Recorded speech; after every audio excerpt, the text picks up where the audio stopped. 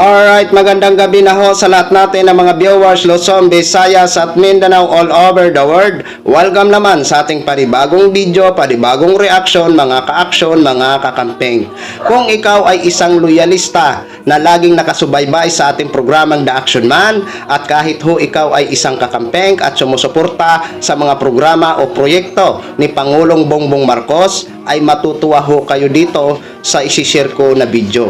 Pero kung ikaw ay isang DDS, nako, baka maha-high blood ka na naman sa inggit dahil ito ang ayaw nyong makita o mapanood dito kay Mr. President Bongbong Marcos. Parang campaign period lang ho mga ka-aksyon. Sigawan, hiyawan ang sumalubong dito kay Pangulong Bongbong Marcos. So anong mayroon dito sa nasabing lugar? Bakit nandyan si Mr. President? Bakit pumunta dyan si Mr. President? Ano ba ang mayroon? So bago ho ako magbigay ng aking sariling opinion o reaksyon, panoorin ang video ito. National High School, Las Asin na Anet. Las Asin. May pwede po ng Maribeles natin. Hindi. Maraming Maribeles. Most of it, wala nang kasya. Yung pangalan na lang niya. Maraming Maribeles. Maraming Anet.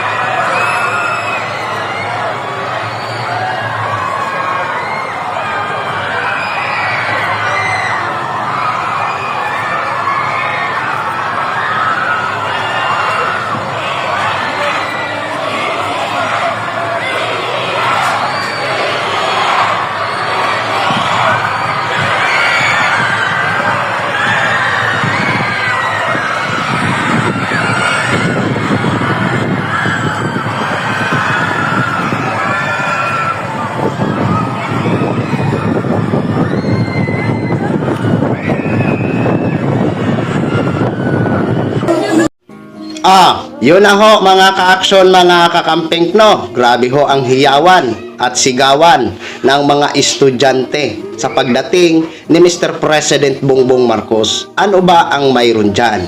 Where, ayon sa balita na nabasa ko ho, yan po ay pangunguna ni Pangulong Bongbong Marcos sa pag-inspeksyon dito sa mga prefabricated classroom at opisyal na turnover ng learning resources sa Marabilis, Bataan.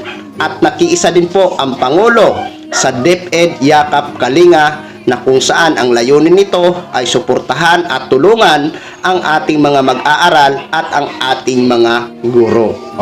Di ba?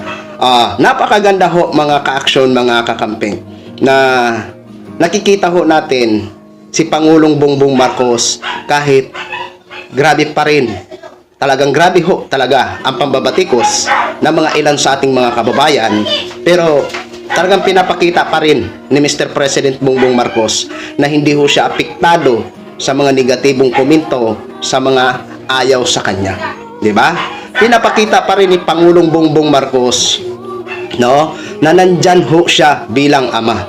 Pinapakita niya pa rin na talagang kaya niyang tumindig bilang ama ng Pilipinas at kailangan magagawa niya ang best niya para talagang matulungan o maibsan itong problema na kinakaharap dito sa ating mga mag-aaral, maging sa mga classroom.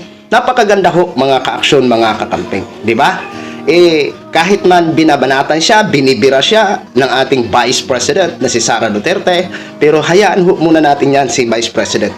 Tama na lang ho yan magparadaldal, okay? Basta ang importante, alam natin na majority tayo ng mga Pilipino ang humahanga at sumusuporta sa mga proyekto o programa ng Pangulong Bongbong Marcos, di ba?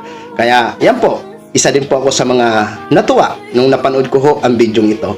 Kasi kahit man ako ay isang solid na kakamping, pero hindi man sa akin kawalan kung susuportahan ko ang Pangulo dahil yan naman talaga ang hangarin natin, di ba? Na magtrabaho ang Pangulo dahil sabi nga ng ating iniidolo na si Mayor Leni Robredo, hangad niya ang tagumpay ni Pangulong Bongbong Marcos kasi tagumpay ng presidente tagumpay ng bawat Pilipino, ng buong bansa. Okay? So yun lang ho mga ka-action, mga kakamping no.